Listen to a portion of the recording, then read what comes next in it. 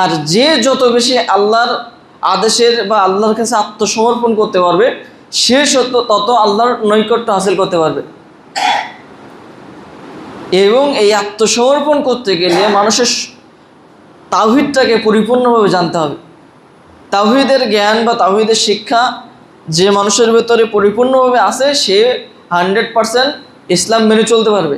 কিন্তু তাওহীদের জ্ঞান যদি মানুষের না থাকে, তাহলে ইসলাম তার জন্য মেনে চলা কঠিন।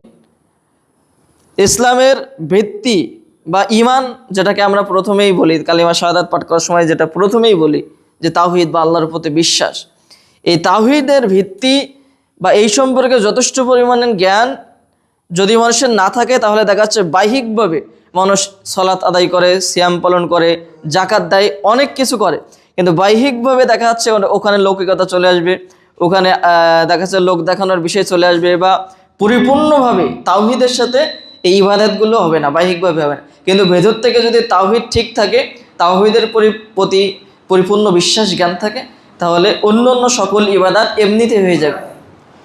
এজন্য তাওহীদ সম্পর্কে আমাদের যথাযথ জ্ঞান অর্জন করা অতীব জরুরি।